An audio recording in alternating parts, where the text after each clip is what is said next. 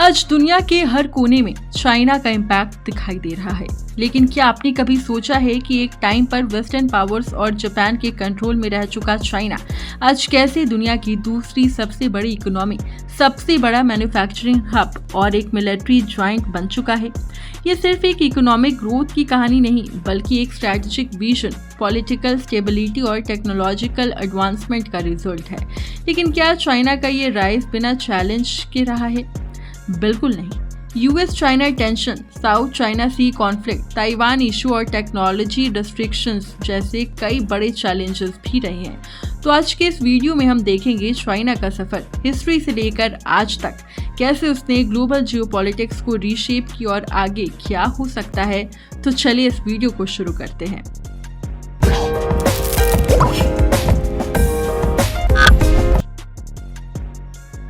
सबसे पहले बात करते हैं चाइना के हिस्ट्री के बारे में।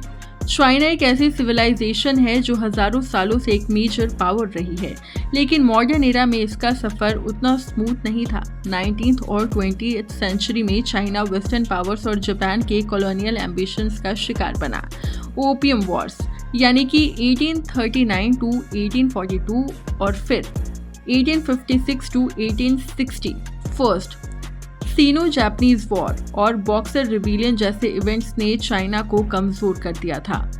1911 में क्विंग डिनेस्टी का एंड हुआ और रिपब्लिक ऑफ चाइना का जन्म हुआ, लेकिन इंटरनल कॉन्फ्लिक्ट्स और सिविल वॉर की वजह से ये स्टेबल नहीं रहा। 1949 में माओ जेडोंग के लीडरशिप में कम्युनिस्ट पार्टी ने पावर ली और पीपल्स रिपब्लिक ऑफ चाइना का फॉर्मेशन हुआ। ये एक टर्निंग पॉइंट था, क्योंकि इसके बाद चाइना ने एक सोशलिस्ट मॉडल अडॉप्ट किया, लेकिन माओ की पॉलिसीज जैसे ग्रेट लीप फॉरवर्ड और कल्चर रिवॉल्यूशन डिजास्ट्रस साबित हुई। इकोनॉमी कोलैप्स होने लगी और मिलियंस लोगों की जान चली गई। China's economic rise changes after 1978। 1978 में डेंग जियापिंग ने इकोनॉमिक रिफॉर्म शुरू किया और reform and opening up policy launch की। इसका मतलब था कि चाइना सोशलिस्ट मॉडल को मेंटेन करते हुए मार्केट ओरिएंटेड पॉलिसीज को अडॉप्ट करेगा। प्राइवेट बिजनेसेस को अलाउ किया गया, फॉरेन इन्वेस्टमेंट्स आई और स्पेशल इकोनॉमिक जोन स्टैब्लिश किए गए। सिर्फ कुछ डिकेड्स में चाइना एक अग्रेरियन इकोनॉमी से मैन्युफैक्चरिंग हब बन गया। आज के टाइम पर चाइना दुनिया की दूसरी सबसे बड़ी इकोनॉमी है, ग्लोबल जीडीपी का 18% कंट्रीब्यूट करता है और लार्जेस्ट एक्सपोर्टर भी है। बेल्ट एंड रोड इनिशिएटिव जैसे प्रोजेक्ट उसके ग्लोबल इकोनॉमिक डोमिनेंस को और भी बढ़ा रहा है। Technology and innovation made in China 2025। China सिर्फ मैन्युफैक्चरिंग हब नहीं रहा, बल्कि अब टेक्नोलॉजी और इनोवेशन में भी लीड ले रहा है। ह्यूआई, अलीबाबा, टेंसेंट, शाओमी जैसे कंपनीज ग्लोबल मार्केट में कम्पीट कर रही है। मेड इन चाइना प्रोग्राम के through China semiconductors, AI, biotech जैसे फ्यूचरिस्टिक इंडस्ट्रीज में अपनी डिपेंडेंसी खत्म कर रहा है। लेकिन ये अग्रेशन वेस्ट के लिए एक बड़ा चैलेंज बन गया है। यूएसए ने चाइना पर टेक्नोलॉजी रिस्ट्रिक्शंस लगाई है, स्पेशली सेमीकंडक्टर और एआई सेक्टर में, क्योंकि चाइना के rapid advancement global power balance को शिफ्ट कर सकते हैं। Military power, south China sea and Taiwan conflict. China सिर्फ इकोनॉमिक और टेक्नोलॉजिकल पावर तक लिमिट नहीं है, बल्कि मिलिट्री एक्सपेंशंस भी उसकी स्ट्रेटजी का बड़ा पार्ट है।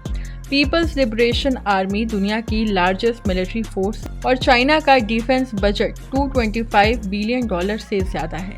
साउथ चाइना सी में आर्टिफिशियल आइलैंड बना के चाइना अपनी टेरिटोरियल क्लेम्स को स्टैब्लिश कर रहा है, जो ग्लोबल ट्रेड और रीजनल सिक्योरिटी के लिए एक बड़ा कंसर्न है। ताइवान भी चाइना के ग्लोबल एम्बिशंस का एक बड़ा इशू है। वन चाइना पॉलिसी के तहत बीजिंग ताइवान को अपना हिस्सा मानता है और अगर ज़रूरत पड़ी तो मिलिट्री एक्शन भी ले सकता है। ये यूएस चाइना रिलेशन में एक मेजर कॉन्फ्लिक्ट पॉइंट है। China soft power and diplomacy. China सिर्फ हार्ड पावर पे फोकस नहीं कर रहा, बल्कि सॉफ्ट पावर भी यूज कर रहा है। Confucius institutes, Chinese language promotion, cultural exchanges और ग्लोबल मीडिया आउटरीच के जरिए चाइना अपनी इमेज को कंट्रोल कर रहा है। ब्रिक्स, एससीओ और आरसीईपी जैसे ऑर्गेनाइजेशंस में चाइना का रोल स्टेडली बढ़ रहा है। जिसे यूएसए लेड वर्ल्ड ऑर्डर को चैलेंज किया जा सकता है। वुल्फ वेरियर डिप्लोमेसी की वजह से कई जगह बैकलैश भी मिलता है, जिसमें चाइनीज डिप्लोमैट्स अग्रेसिवली अपनी कंट्री का डिफेंस करते हैं और वेस्टर्न क्रिटिसिज्म का जवाब देते हैं। Can China become a future super power? China का राइज अनडिनिएबल है, लेकिन चैलेंजेस भी कम नहीं हैं। Economic slowdown, ageing population, US China tensions और जियोपॉलिटिकल कॉन्फ्लिक्ट्स उसके डोमिनेंस के रास्ते में मेजर हर्डल्स हैं। लेकिन अगर चाइना अपनी करंट ट्रैजेक्टरी मेंटेन करता है तो ये सिर्फ एक रीजनल पावर नहीं बल्कि ग्लोबल सुपर पावर बन सकता है। चाइना के राइज का इम्पैक्ट सिर्फ एक कंट्री तक लिमिटेड नहीं है, ये एक ऐसे ग्लोबल शिफ्ट को दिखाता है जिसमें वेस्ट का डोमिनेंस धीरे धीरे कम हो रहा है और मल्टीपोलर वर्ल्ड डेवलप हो रहा है। आने वाले सालों में चाइना का रोल और भी इम्पैक्टफुल होगा और दुनिया की जियोपॉलिटिक्स को नया डायरेक्शन में ले जाएगा।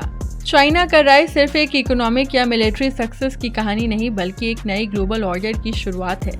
क्या ये दुनिया के लिए एक नया मौका है या नए कॉन्फ्लिक्ट्स का सिग्नल? ये तो वक्त ही बताएगा। बाकी इस पर आपका क्या ओपिनियन है हमें ज़रूर बताएं और अगर वीडियो इन्फॉर्मेटिव लगी हो तो लाइक, शेयर एंड सब्सक्राइब करना ना भूलें। Thanks for watching.